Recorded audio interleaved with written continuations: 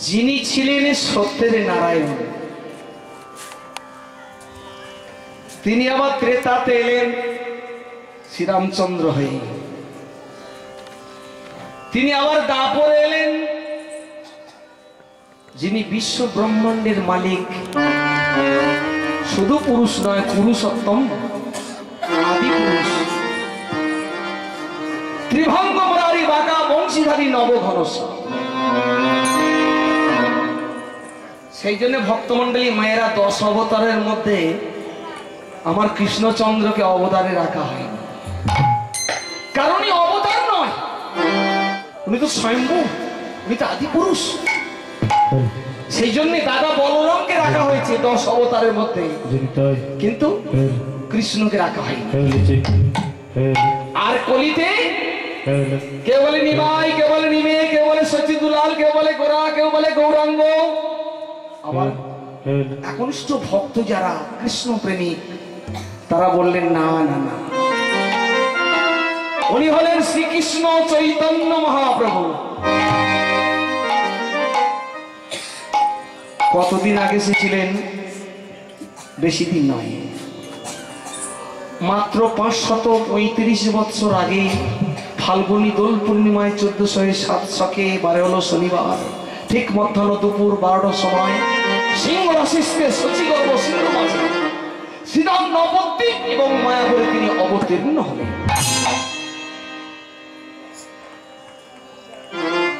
শুরু করলেন শিবাস সম্মানে কীর্তন, মাঠে ঘাটে গাইছিলেন। একদিন শিবাস ঠাকুরকে বললেন, শিবাস, এই নবাব হোসেন শাহ রাজত্বে হিন্দুদের তো হিন্দুত্ব নেই, তাই মাঠে ঘাটে লুকি লুকি হরিনাম ভালো লাগে না, নদীর তীরে বৃক্ষতলে। আজ ঠিক করেছি তোমারই আঙিনায় আমি কীর্তন করি। শিবাস ঠাকুর করজোরে বললেন, প্রভু গো, নবদ্বীপ মায়াপুরে তোমার অগণিত ভক্ত, এত ভক্ত হতে, এত ভক্ত থাকতে তুমি দিন হতে দিনের গৃহে করবে কীর্তন, এর আর আনন্দের কি আছে? তবে কাল বিলম্ব কেন? প্রভু এসো, এসো প্রভু। আমার গৌরী সাঙ্গ পরামতকে সঙ্গী করে নিলেন, প্রবেশ করলেন শিবাস সম্মানে এই হরিসভা। আমার গৌরী সবাইকে বললেন, তোমরা নাম ভজনা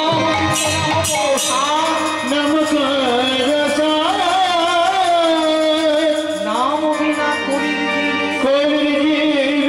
গতি নাহি, গতি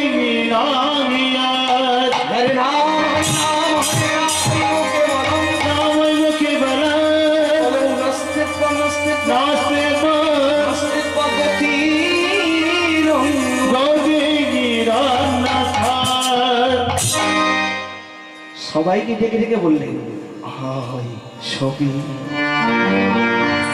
আয় আয় আয় আয় ছবি,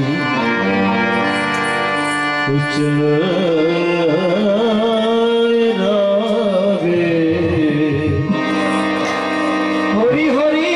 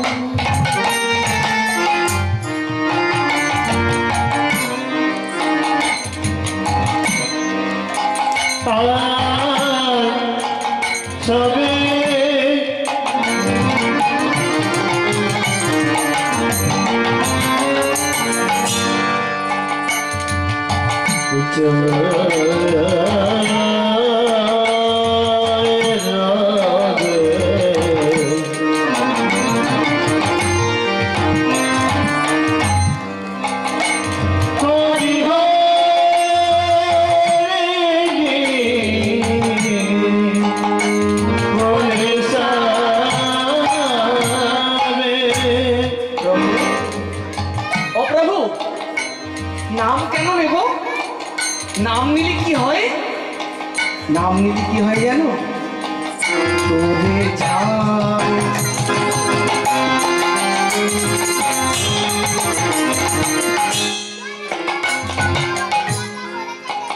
এই হরি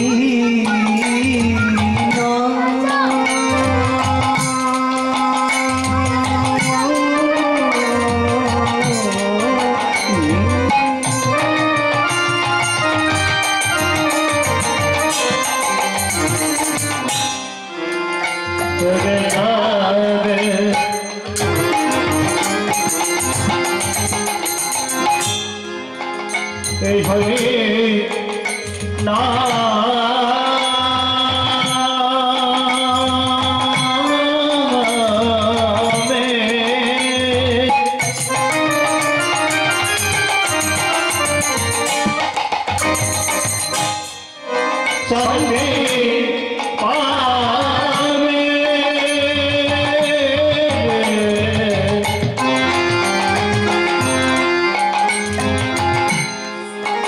হরির নামে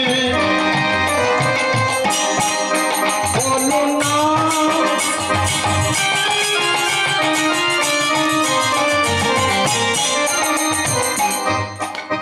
কৃষ্ণ নাম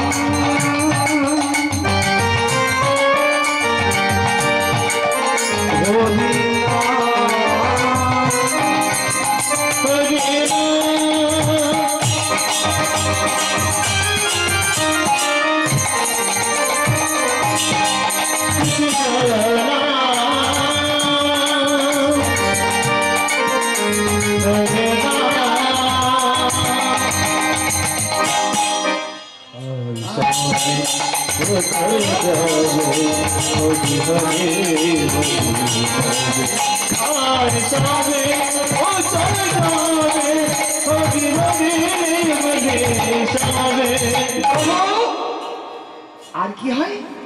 আর কি হয় জানো দুধে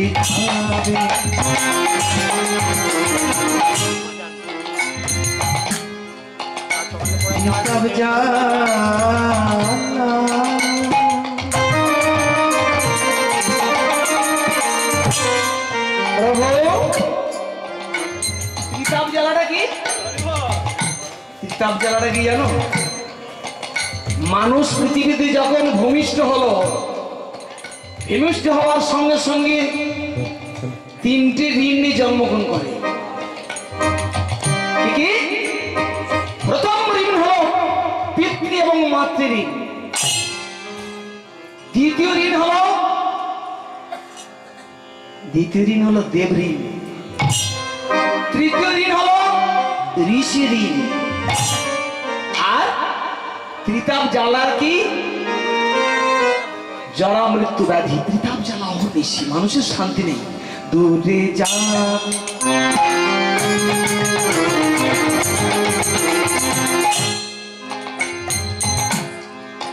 ত্রিতাপ জ্বালা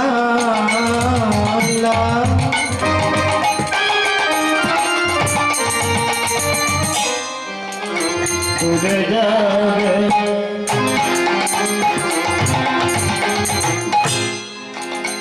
ত্রিতাপ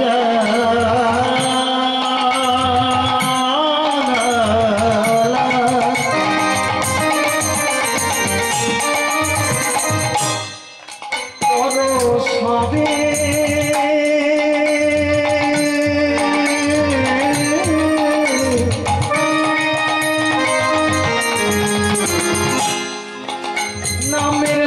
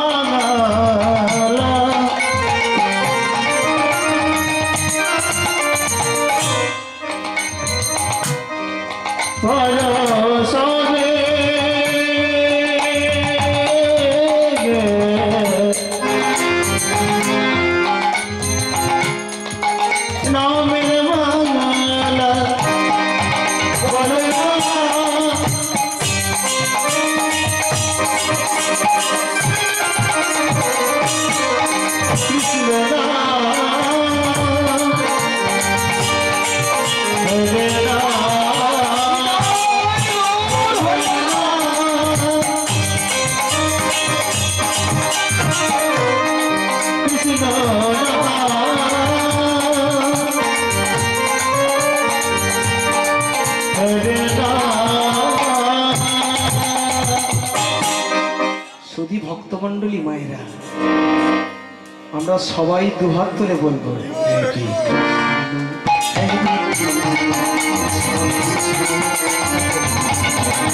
হরে রাম হরে রাম হরে হরে হরে কৃষ্ণ হরে কৃষ্ণ কৃষ্ণ কৃষ্ণ হরে হরে হরে রাম হরে রাম রাম রাম হরে হরে হরে কৃষ্ণ কৃষ্ণ কৃষ্ণ কৃষ্ণ হরে হরে হরে রাম হরে রাম হরে হরে হরে কৃষ্ণ কৃষ্ণ কৃষ্ণ হরে রাম হরে রাম রাম রাম হরে হরে। উলু মানে জানেন? উ শব্দের অর্থ হলো রাধা, লু শব্দের অর্থ হলো কৃষ্ণ। তাহলে হরি সবাই এই নব বৃন্দাবনে আপনাদের উলু দিতে বলছি কেন? উলু শব্দের অর্থ হলো রাধা কৃষ্ণ, উচ্চারণ হয় হরি বল হরি বল। যাদের হাত আছে তারা হাত তুলবেন, যাদের জীব ভগবান দিয়েছেন, সবাই কিন্তু জীব দেয়নি। সবাই কি জীব আছে? নেই। তাহলে যাদের জীব আছে তারা উলুধ্বনি দেবেন, যাদের হাত আছে তুলবেন, যাদের হাত নেই তুলবেন না। নিতাই গৌর হরি বল। হরে কৃষ্ণ। গৌর হরিকে জিজ্ঞাসা করছে ভক্তমণ্ডলী, বলছে প্রভু আজকে তো দামোদর মাস চলে যায়, এই যে এক মাস কায়িক পরিশ্রম করে ভোর 3টে থেকে কীর্তন, সারাদিন কীর্তন, অনেক বাধ্য নিয়ম শৃঙ্খলার মধ্যে থেকে দামোদর মাস অতিবাহিত হতে চলেছে। আগামীকাল হচ্ছে কার্তিক পূজা, দামোদর শেষ, কার্তিক মাস শেষ হয়ে গেল, অগ্রহণ মাস পদার্পণ করবে। হরি বল। প্রভু এই যে বাস্তব জগতে প্রত্যেক ভক্তকে যদি ভক্তমতী মায়েদের মনে যদি জিজ্ঞাসা করি যে আপনাদের মনে শান্তি আছে, কেমন আছে? ওই আছি, ওই আছে, মানে পরিষ্কার বলতে পারছে না যে ভালোই আছে। কেউ বলতে পারবে না। যে যতই ধনবান হোক, অর্থবান হোক, গুণবান হোক, রূপবান হোক, প্রত্যেকটা মানুষের একটা করে গুণ আছে। সেই গুণের গুণান্বিত হয়ে কেউ বলতে পারবে না আমি সর্বগুণান্বিত সর্বসুখী আছি। ভক্তমণ্ডলী বললেন প্রভু এই যে মানুষের মনে শান্তি জিনিসটা নাই কেন? একটু একটু ছোট করে বলুন। গৌরাঙ্গ মহাপ্রভু বললেন তবে শোনো। একদিন নারদ, উনি তো বিনা যন্ত্রে কৃষ্ণ নাম ছাড়া জানেন না, কৃষ্ণ গুণগানে গাইতে গাইতে ভগবানের কাছে বৈকুণ্ঠে গিয়ে উপনীত হচ্ছে। কৃষ্ণ কৃষব কৃষ্ণ কৃষ্ণ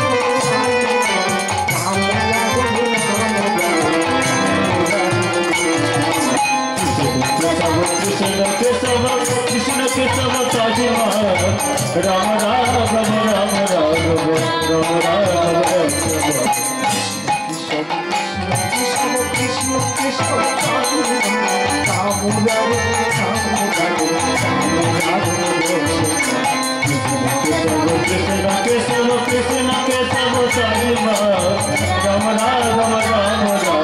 রাম রাঘব কৃষ্ণ কৃষ্ণ কৃষ্ণ কৃষ্ণ কৃষ্ণ কৃষ্ণ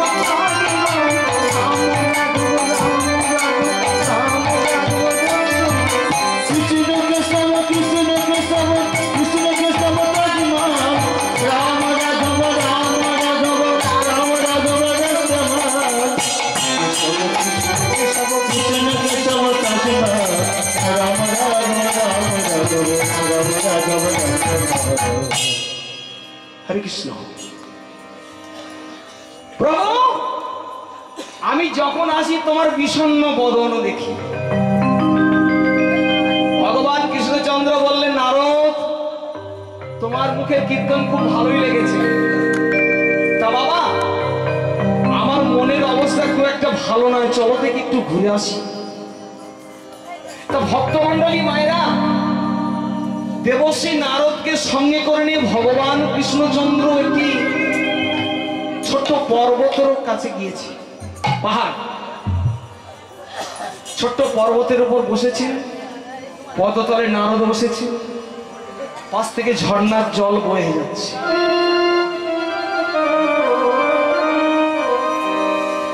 কথাগুলো শুনবেন, অতি মূল্যবান কথা। একটু তত্ত্ব করবো, তারপর লীলার মধ্যে যাবো, যে কোনো একটা লীলা শোনাবো। তবে এই যে গেল মরশুম, এবার আবার মরশুম শুরু হয়ে গেছে, পরপর গান আছে, কিন্তু কোথাও লীলা গাইতে পারিনি। নেট রেকর্ডিং হচ্ছে বলে লীলা গাইব, কারণ কোথাও লীলা নেয়নি। প্রায় সমস্ত জেলায় তো কীর্তন করলাম, কিন্তু কোথাও লীলা গাইতে পারিনি। বলুন, যে কথাগুলো বলছি মূল্যবান কথা শুনুন। এই যে আমাদের মনে শান্তিটা নেই কেন? ভগবান কৃষ্ণচন্দ্র পদতলে যে ঝর্ণার জল চলছিল, ঝর্ণার থেকে কিছু কাদা মাটি হাতে করে তুলে নিয়েছে।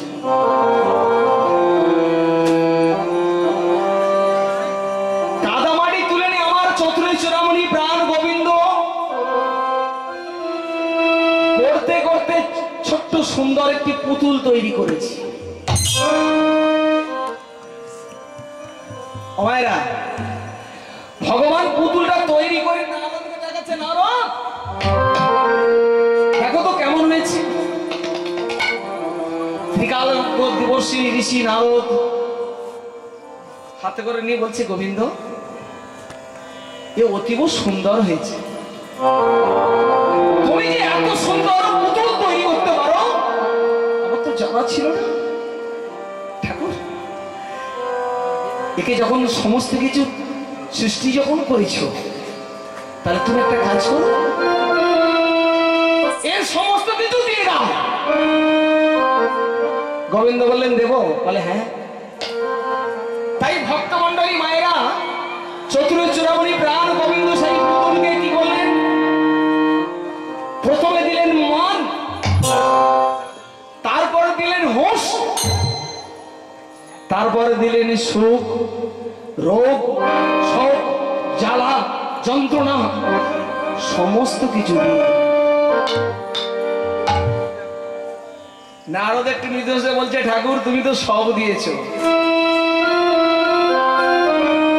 আমার মনে হয় তুমি কিছু বাদ রেখেছো। কি বলো তো নারদ? বলবো, হ্যাঁ, ওটাকে আমি আমার কাছে রেখেছি। কেন জানো? ওটা তো সবাইকে দেওয়া যাবে না। ভক্তমণ্ডলী মায়েরা কথা বলে না, সুখ স্বপনে শান্তি শ্মশানে। আমি কেন বললাম এটা গুরুগৃহ? আমিও কীর্তন করতে এসেছি গুরুগৃহে, আপনারাও এসেছেন গুরুগৃহে, এগুলো জানা দরকার। কেন আমাদের মনে শান্তি নেই? এই যে দামোদর মাসটা হচ্ছে কজন করেছে?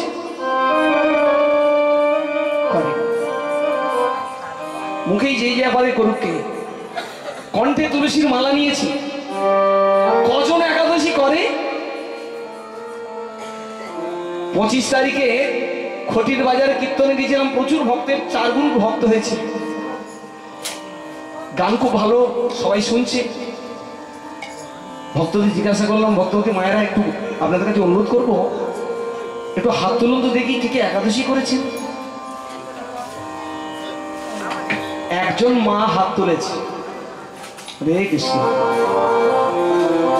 আমি যেখানে এত এত ভক্ত, তার মধ্যে দুর্ভাগ্য আমাকে বলাই অপরাধ হয়েছে, একজন ভক্ত একাদশী করেন।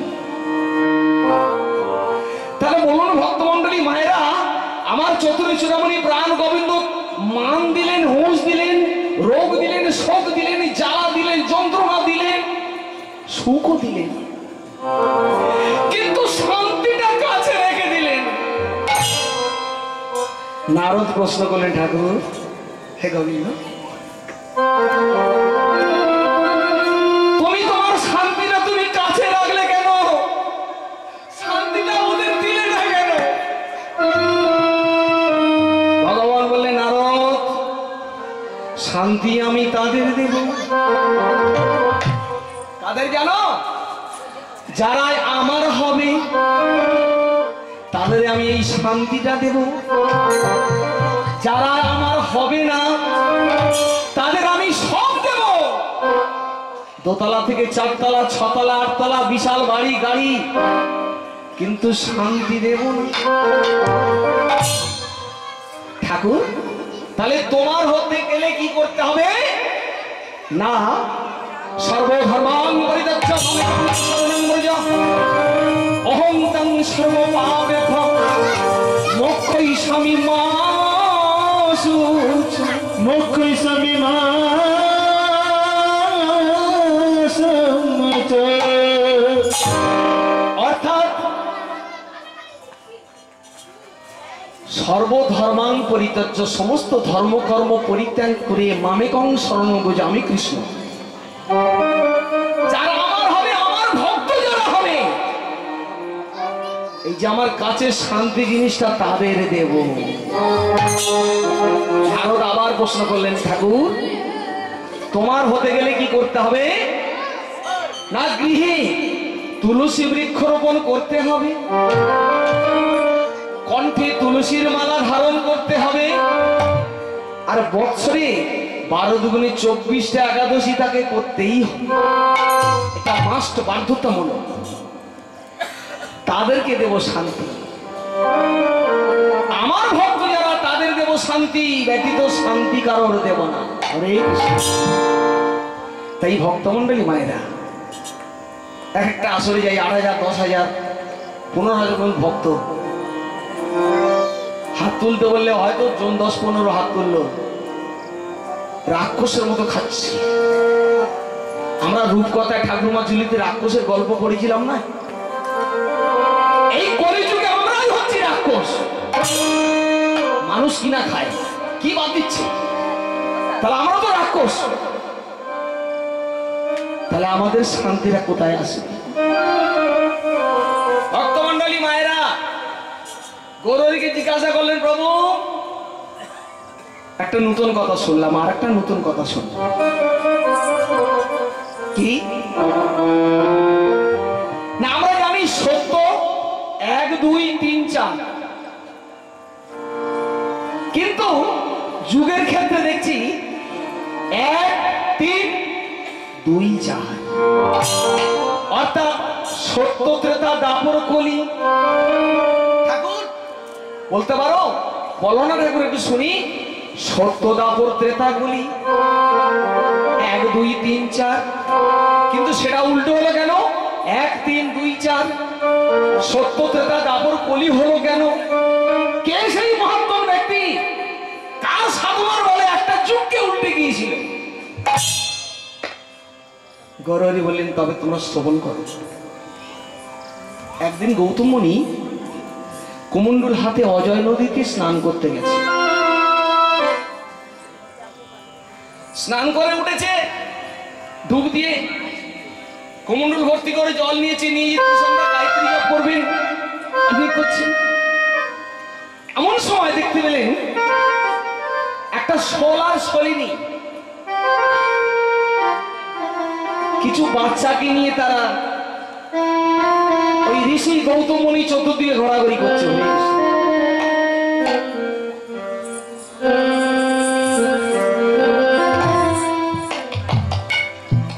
গৌতম মুনি একটু মৃদু হাসলেন। আশ্চর্য তো, আমি তো বৃদ্ধ হয়ে গেলাম, আমি তো আজ পর্যন্ত সংসার করলাম না, মাথা চুল পেকে গেছে, খাদ্য হয়ে গায়ের মাংস মলিন হয়ে গেছে, কি সোলা সোলিনী এরা এত সংসার করছে, কি সুন্দর সংসার, বাচ্চাদেরই কি আনন্দ ভোগ করছে। এই চিন্তা ভাবনা করতে করতে অজানদীর তীরে যখন উনি উঠেছেন, এমন সময় দেবশ্রী নারদ কৃষ্ণ নাম করতে করতে চলেছে। কৃষ্ণকে সব, কৃষ্ণকে সব মধুমাখা নাম নাম সুধা মাখা কৃষ্ণ কেশব কৃষ্ণ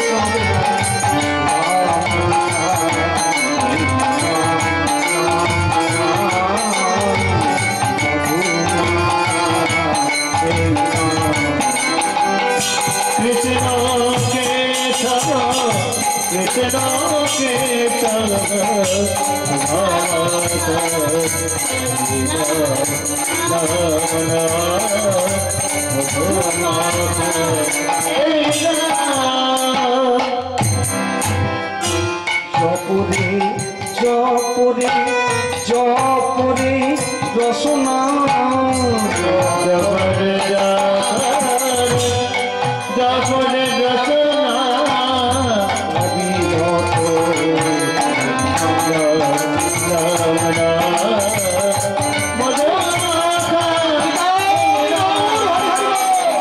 কৃষ্ণ কেশব কৃষ্ণ কেশব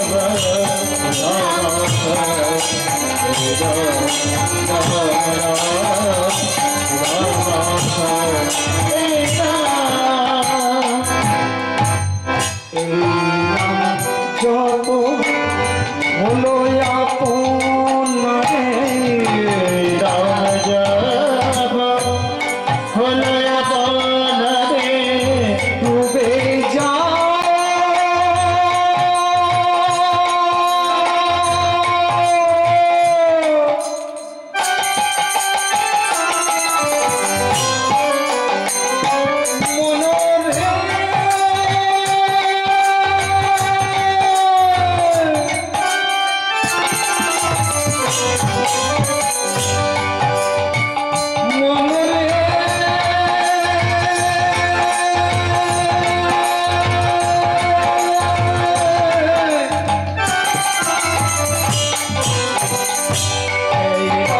জপ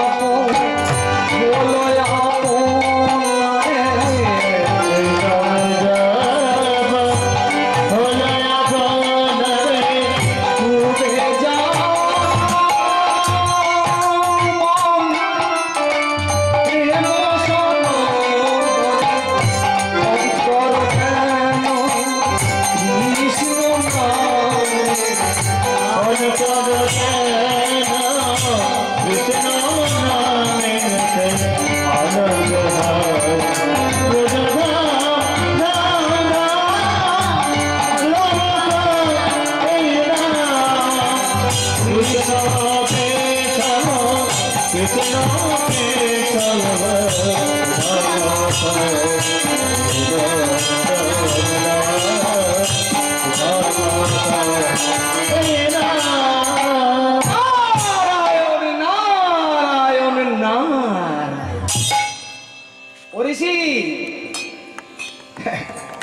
আমিও ঋষি, তুমিও ঋষি।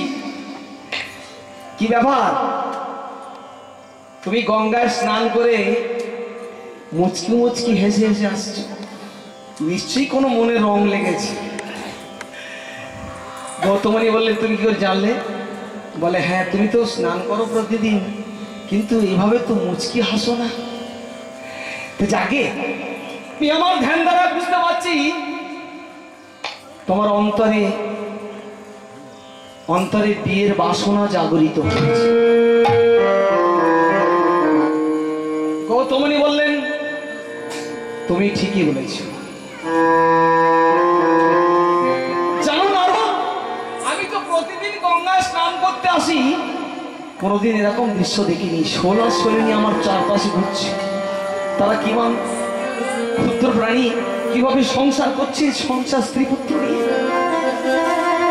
তাহলে তুমি বিয়ে করবে বলো না। ভক্তমন্ডলী মায়েরা, দেবশ্রী নারদ ঘটক সাজলেন, সঙ্গে করে নিয়ে গেলেন।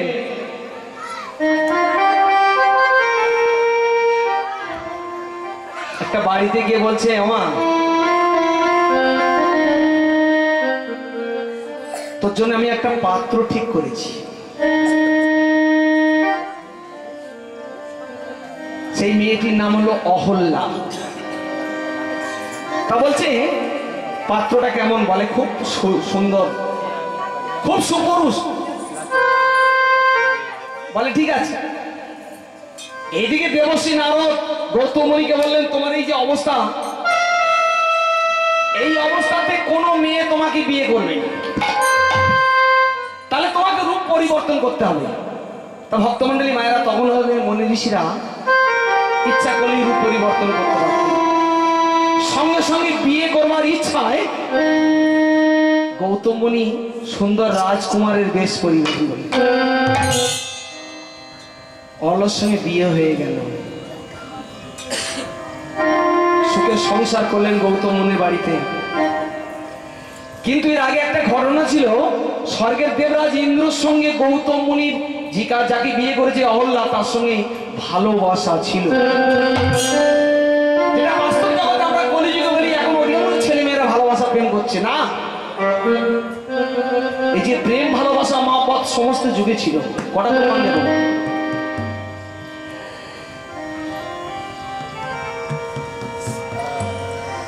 দেবরাজ ইন্দ্র যখন জানতে পারলেন আমার গুরুদেব, আমি যাকে মনে প্রাণে ভালোবাসি,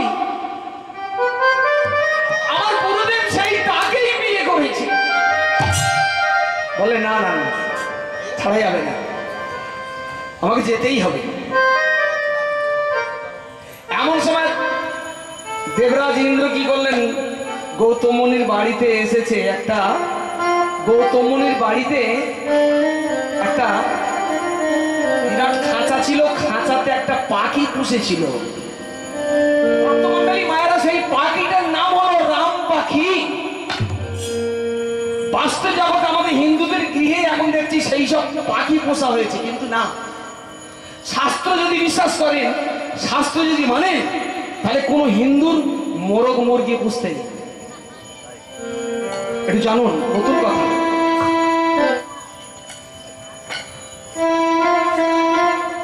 মধ্যরাত্রে ওই রাম পাখি কি করতো, ভোর 4টে বাজলে কি হয়, ডাকে, এই গৌতম ওঠ, এই গৌতম ওঠ।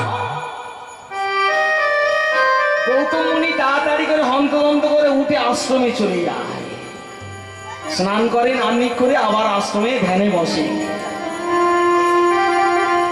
দেবরাজ ইন্দ্র কি করলেন, তখন মধ্যাহ্ন 12টা বাজে, পাখির পিছনে খোঁচা দিচ্ছে,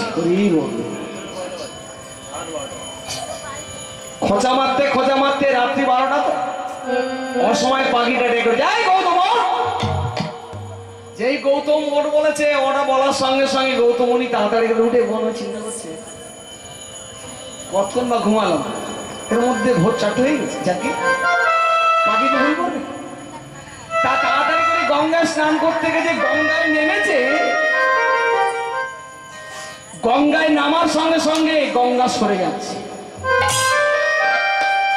গৌতম মুনি বুঝতে পেরেছিলেন যে আমার বাড়িতে কোনো অমঙ্গল, কোনো দুর্ঘটনা হচ্ছে। তা নাহলে প্রতিদিন আমি গঙ্গায় স্নান করি, গঙ্গা সরে না তো। এদিকে দেবরাজ ইন্দ্র গৌতমের রূপ ধারণ করেছে, মনে মনে চিন্তা করছে, শালা গুরুদেব, আমি যাকে ভালোবাসি, আমার ভালোবাসার জিনিসটা তুমি মেয়ে খুঁজে পেলে না, হ্যাঁ, তুমি তাকে বিয়ে করেছো। তুমি তো রেগে দাও, গুরু পদ নিয়ে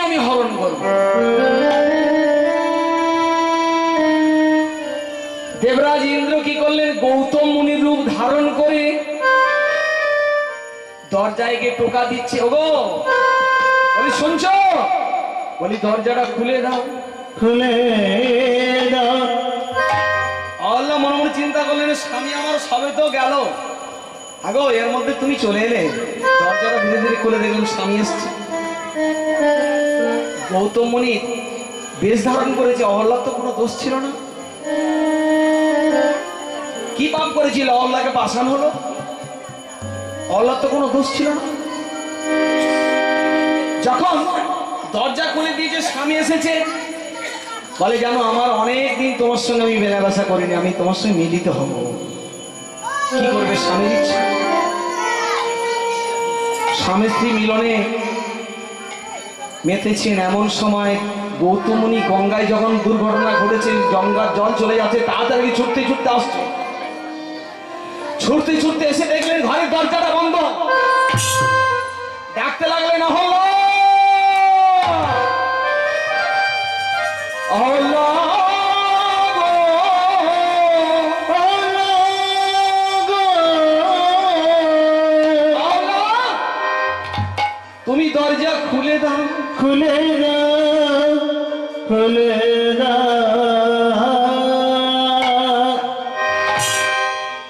এদিকে অহল্লা নকল স্বামীর সঙ্গে মেতে রয়েছে, তাড়াতাড়ি উঠে দাঁড়ালে স্বামীর কণ্ঠ শুনে, কি এখন আমি কি করব? আমার ঘরে স্বামী,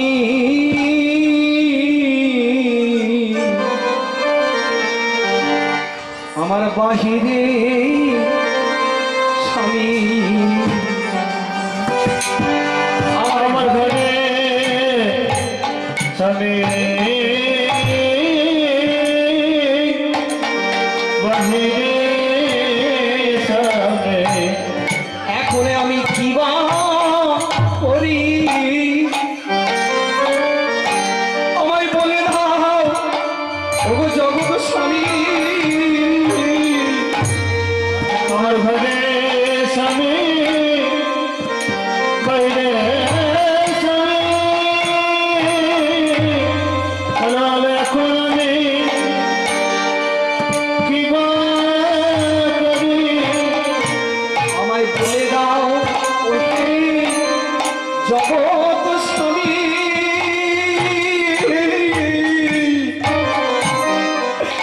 ঘরে স্বামী, বাহিরে স্বামী। বলে এখন আমি কি বা করি? বাহিরে স্বামী, এখন আমি কি বা করি? জগৎ স্বামী, ঘরে স্বামী, বাহিরে স্বামী। বলে আমার জগৎ স্বামী, ঘরে স্বামী, বাহিরে স্বামী। এখন আমি কি বা করি? স্বামী বাইরে স্বামী। বলে জগৎ স্বামী, ঘরে বাইরে স্বামী। বলে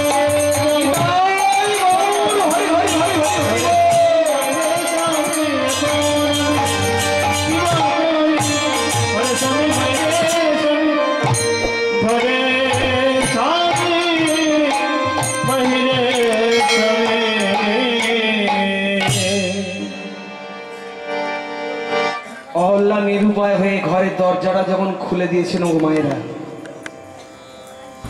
ক্রোধান্বিত হলেন। রক্তিম কাঞ্চনা চক্ষু লাল করে গৌতম মুনি বললেন, "এই!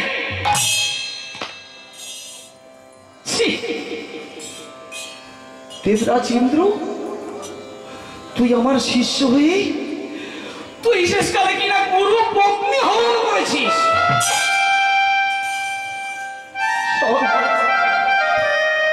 যে গ্রহিত কাজ করেছিস, সেই গ্রহিত কাজের জন্য তোকে আমি অভিশাপ দিলাম। ওরে মূর্খ, তুই গুরু পত্নী হরণ করেছিস।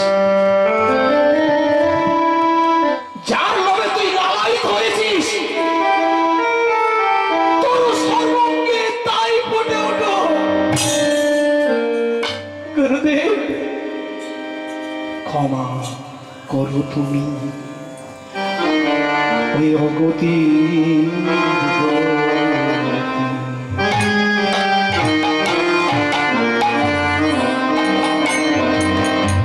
ক্ষমা করো তুমি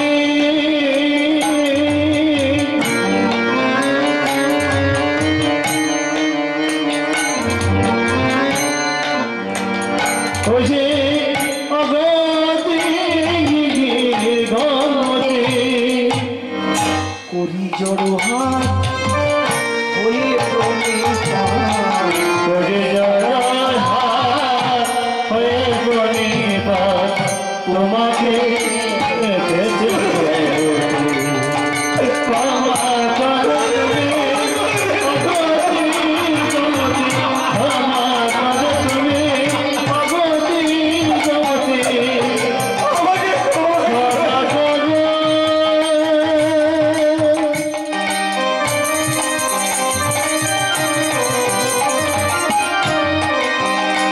ক্ষমা করো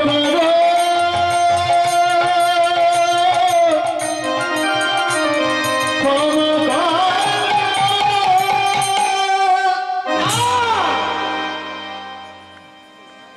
তোর সর্বঙ্গে ভগে পরিণত হবে। গুরুদেব, আমি স্বর্গের রাজ্যের রাজা দেবরাজ ইন্দ্র, আমার সর্বঙ্গে যদি ভগ ফুটে উঠে আমার দুর্গন্ধে কেউ আমাকে সম্মান করবে না, কেউ রাজা বলে মান্যই করবে না, আমাকে ক্ষমা করে দিন। অভিশাপ যখন করেছি, ঠিক আছে, অভিশাপ ফলবে, তবে তোর ভগের পরিবর্তে সর্বঙ্গে চোখ হয়ে যাবে। ভগের পরিবর্তে তোর সমস্ত দেহে চোখে পরিণত হবে। অহল্যাকে বললেন, অহল্যা, ছি, স্বামী, স্বামীকে আমি বুঝতে পারিনি। কেবা তুমি স্বামী, কেবা স্বামী তো রূপ পরিবর্তন করেছে, আমি বুঝতে পারি। তুমি নিজে বলে আমাকে ক্ষমা করে দাও না। ওরে পাপিষ্ঠ নারী, যে পুরোহিত কাজ করেছিস, আমি তোকে অভিশাপ দিলাম, তোকে পাষাণ হয়ে যেতে হবে। হে ঠাকুর, বলে দাও আমি মুক্তি কবে পাবো? সত্যযুগ যাবে, দাপর যুগে রামচন্দ্র অবতার হবে, সেই রাম অবতারে রামের পাদস্পর্শে তুই সেদিন মুক্তি পাবি।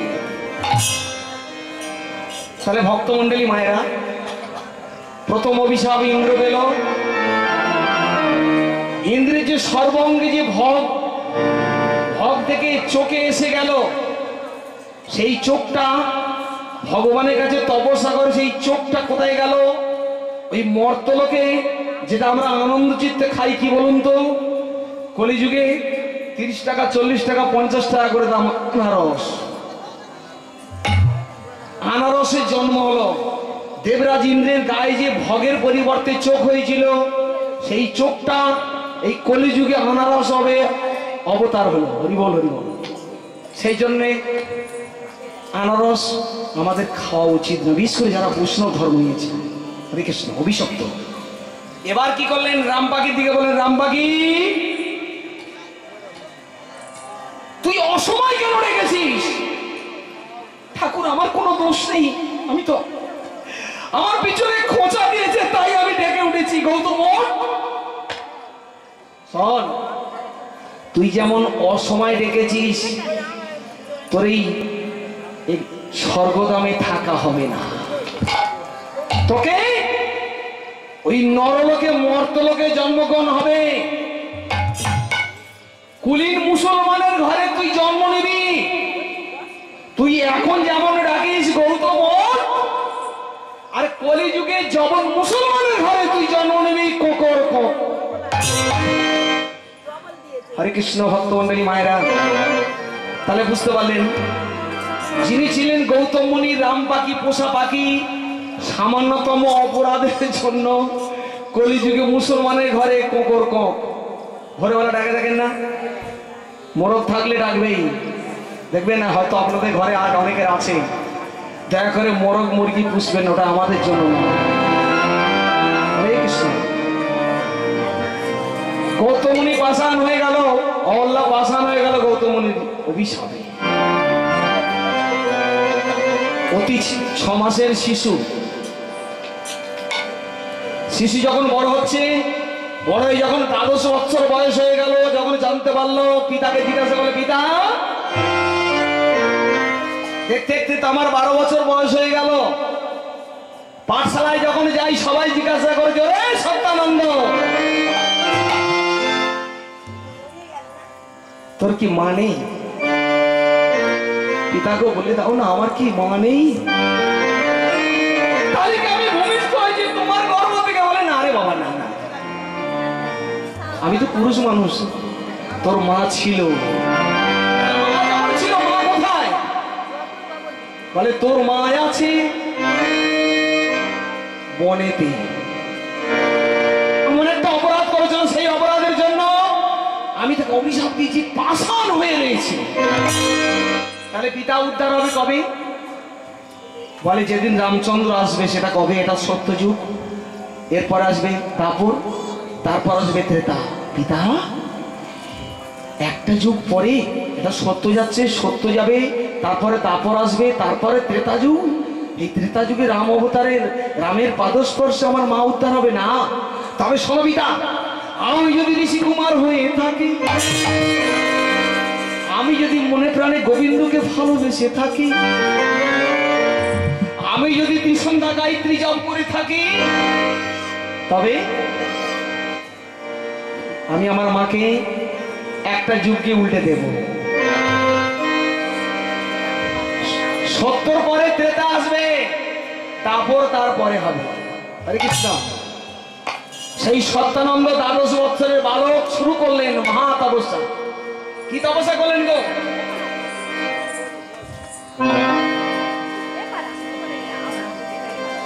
শুরু করলেন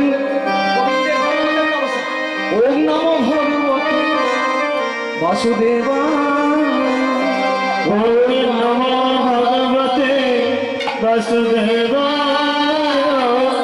ওম নমো ভগবতে বাসুদেবায়, ওম নমো ভগবতে বাসুদেবায়,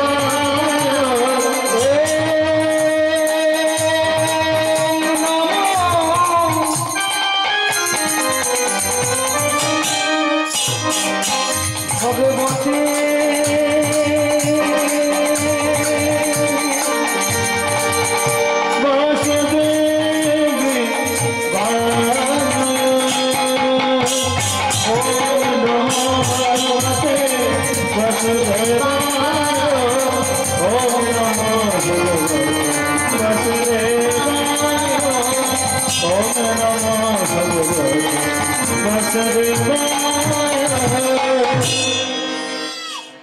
ভগবান থাকতে পারলেন না। আরে বালক সত্যানন্দ, তুমি এত কঠোর তপস্যা করছো।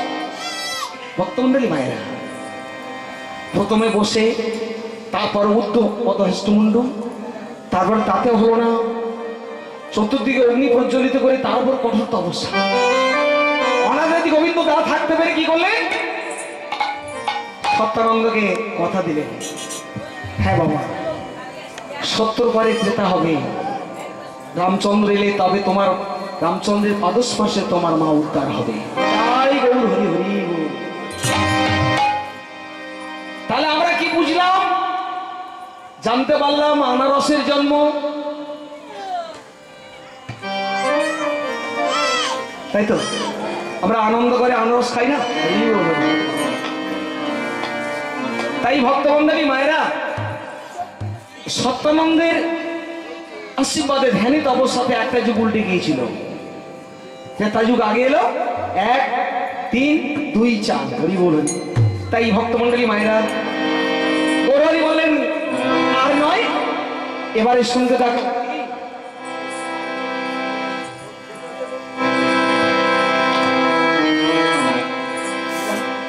বলি শোনো শোনো,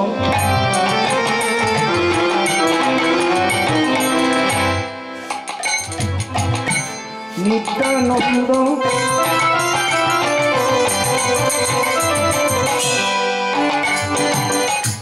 শোনো আমার কথা, শোনো শোনো শোনো শোনো নিত্যানন্দ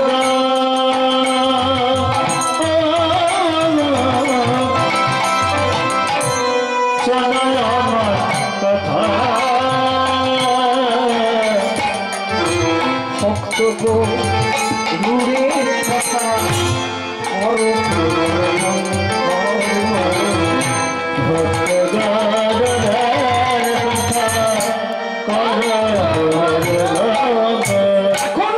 বলো বলো তুমি আমায় বলো, বলে বলে তুমি আমায় বলো, তুমি আমায় বলো, বলে বলে তুমি আমায় বলো, বলে বলে তুমি আমায় বলো, বলে বলে বলে তুমি আমায় বলো, বলে বলে বলে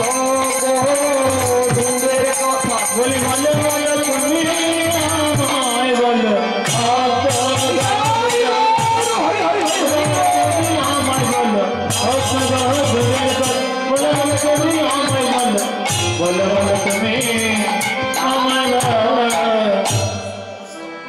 আজকের আমার বিষয় ভক্তমন্ডলী মায়েরা, আপনারা সবাই জানেন প্রত্যেকটা দেবতার নিজ নিজ বাহন ছিল। যেমন দেবাদিদেব মহাদেব বাহন ছিল ষাঁড়, মা দুর্গার সিংহ, কার্তিকের ময়ূর, গণেশের ইঁদুর, সরস্বতীর হাঁস, আর আমার চূড়ামণি প্রাণ গোবিন্দ কৃষ্ণের বাহন ছিল পক্ষীরাজ গরুড়। বলতে পারেন ভক্তমন্ডলী মায়েরা, ভগবান এত কিছু থাকতে পক্ষীরাজ গরুড়কে বহন করে নিলেন কেন? তাহলে প্রথমে আমরা শুনবো পক্ষীরাজ গরুড়ের জন্ম রহস্য। চলো শ্রীমদ্ ভাগবতের আদি পর্বে আমরা চলে যাই। আদি পর্বে কশ্যপমণি স্ত্রী সংখ্যা ছিল কত? একটা দুটো নয় গো মায়েরা, 13 জন। তাহলে প্রথম রানী ছিল অদিতি। অদিতির গর্ভে জন্মগ্রহণ করলেন দেবরাজ ইন্দ্র, যার গর্ভ হলো দেবরাজ ইন্দ্র, চন্দ্র, বরুণ জলের দেবতা। এক কথায় আমরা বলতে পারি দেবতাদিগণ, যাদেরকে আমরা প্রণাম করি, পূজা করি, নমস্কার করি। দ্বিতীয় রানীর নাম হলো দিতি। দিতি স্বামীর কাছে প্রেম নিবেদন করেছিলেন অসময়। সেই জন্য দিদির গর্ভে যে সন্তানের জন্মগ্রহণ করেছিল সে হলো দৈত্য দানব অত্যাচারী ব্যভিচারী কৃষ্ণদেশী ধর্মদেশী, নাম হলো হিরণ্যাক্ষ হিরণ্যকশিপু। তৃতীয় রানী কদ্র। কদ্র স্বামীর কাছে প্রেম নিবেদন করেছিলেন। কদ্রুর গর্ভের সন্তানের পরিবর্তে কি পেলেন? খল হিংসক জাতি। ভক্তমন্ডলী মায়েরা, সমগ্র পৃথিবীতে ছেয়ে আছে যত বিষধর সর্প, সবই কদ্রুর গর্ভস্থ সন্তান। চতুর্থ রানী বিনোদা স্বামীর কাছে সন্তান ভিক্ষা করলেন। বিনোদার সন্তানের পরিবর্তে পেলেন কি?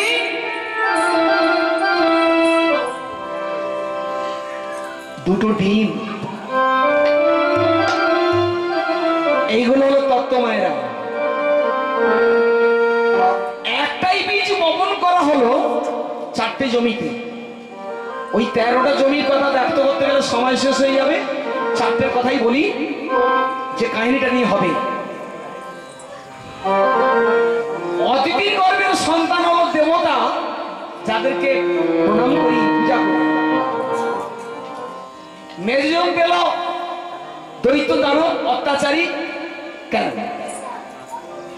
দিদি দেখলো যে আমার বড় সতীন, কি গো মায়েরা, স্বামী যদি আরেকটা বিয়ে করে তাকে সতীন বলে তো নাকি? হ্যাঁ? তা সতীনের ঘরে সন্তান হয়েছে দেখে দিদির হিংসা হলো। হ্যাঁ, দিদি কি করলেন? তাড়াতাড়ি করে হন্তদন্ত করে মূর্তি থেকে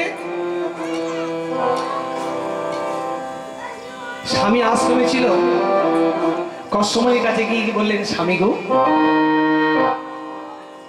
আমি তোমার কাছে এসেছি কেন জানো? সন্তানের জন্য। দিদি চলে যাও, যথাসময় আমি তোমাকে সন্তান দেবো না। আমি সন্তান নিয়ে তবে যাব। তাই দিদি কি করলেন? কশ্যপমুনি বললেন, দেখছো সায়ন সন্ধ্যা, এখন সূর্যদেব পাড়ে বসেছে, এই সময় কেউ সন্তান চায়? যাও। বলে না, দিদি জোর করবে, প্রেম নিবেদন। ওগো পরমই আনন্দ কশ্যপমুনি সঙ্গে মহানন্দ কৃষ্ণ কশ্যপের সঙ্গে পরমই আনন্দ দিদি কশ্যপমুনির সঙ্গে। বলে পরম মহানন্দ পেয়েছে কশ্যপের সঙ্গে।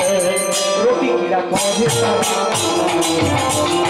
রসিকেরা করে তারা রসি সঙ্গে আনন্দেতে আনন্দে মেতে গেল, আনন্দে মেতে গেল, তিরাশা পুরাইতে, আনন্দে মেতে গেল, তিরাশা পুরাইতে। বলে আনন্দে মেতে গেল।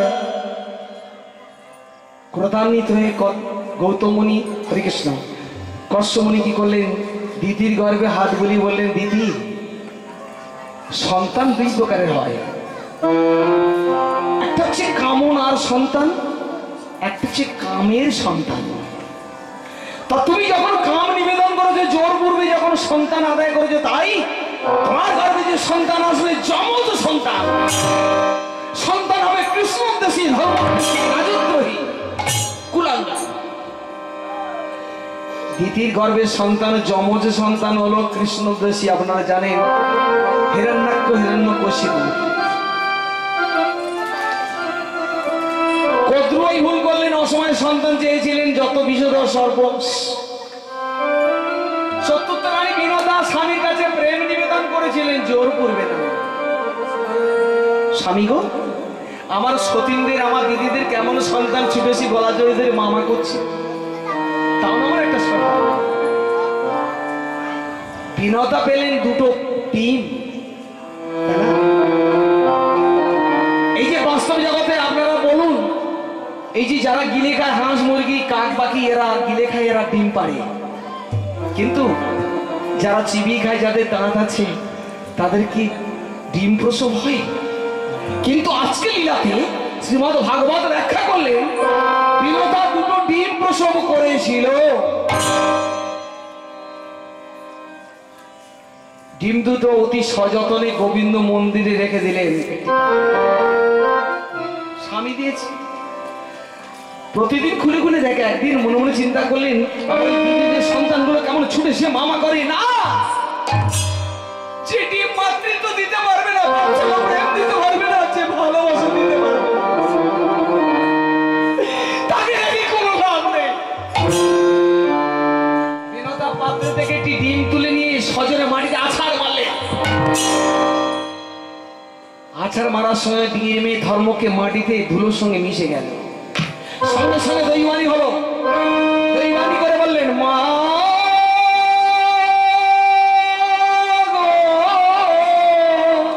মা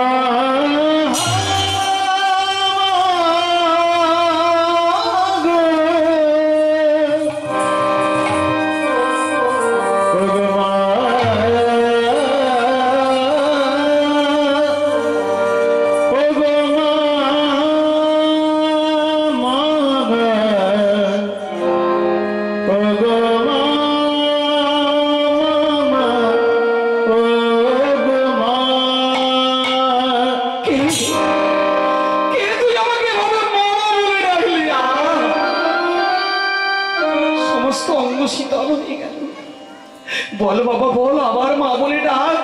আমি তো আমার স্বামীর কাছে মাতৃত্বের জন্য, প্রেমের জন্য আমি তো সন্তান ভিক্ষা করেছিলাম, কিন্তু সন্তানের পরিবর্তে স্বামী আমাকে দিল দুটো ডিম। তাই মনের দুঃখে কবে আমি মাটিতে আছাড়ে মেরেছি। বাবা বল, ওরে তোকে তো আমি চোখে দেখতে পাচ্ছি না, আবার বল মা বলে। ওগো জননী, পৃথিবীতে ভূমিষ্ঠ হওয়ার পূর্ব মুহূর্তে তুমি তো মাটির সঙ্গে আছাড় মেরে ধুলোর সঙ্গে মিশিয়ে গেলে জননী। তবে শুনে রাখো জননী, আমার জন্ম বৃথা যাবে। আমি বৈকুণ্ঠে অরুণ রূপে আবির্ভাব হব। হ্যাঁ, আর শুনে রাখো জননী, আর একটা যে ডিম আছে ওকে যেন মাটিতে আছাড় মেরো না, কারণ তুমি তো মেজ মায়ের কাছে তুমি তো দাসত্ব হয়ে হয়েছ অভিশাপ। যে সন্তান ওই ডিম থেকে জন্মগ্রহণ করবে, ওই সন্তান হবে পরম বৈষ্ণব, পরম কৃষ্ণ ভক্ত। ওই স্বর্গ থেকে শুনায়নি তোমার দাসিত্ব মোচন করবে। বিনতা সানন্দ সেই ডিমটাকে অতি সযত্নে ভগবানের মন্দিরে রেখে দিলেন। প্রতিদিন দেখে, প্রতিদিন সন্ধ্যায় খুলে খুলে দেখে, দিন যায় মাস যায়। একদিন হঠাৎ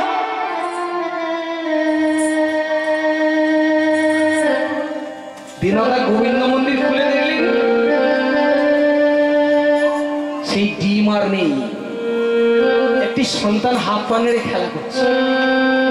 বিনতা সানন্দ এই সন্তানকে বুকে তুলে নিলে, বুকে তুলে নিয়ে বললেন, আয় আয় খোকায় আমার বুকে আয়, বুকে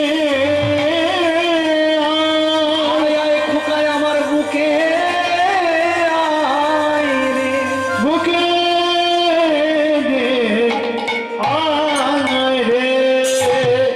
জগৎবাসী সবাইকে ডাকছে, ওগো ওগো জগৎবাসী দেখে যাও, আমি মাতৃত্ব পেয়েছি। আমি এতদিন নিঃসন্তানই ছিলাম, আজকের সন্তান আমার হয়েছে। সবাই দলবদ্ধ হয়ে আসছে।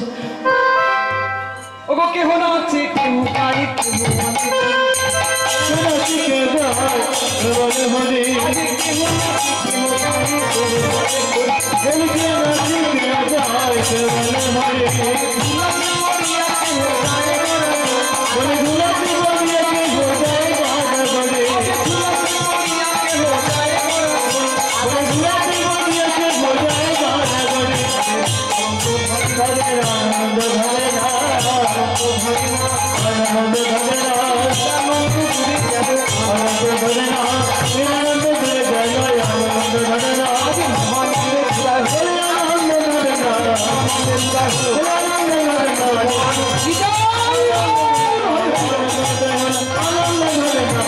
আনন্দ ধরে না, আনন্দ ধরে না, আনন্দ ধরে না।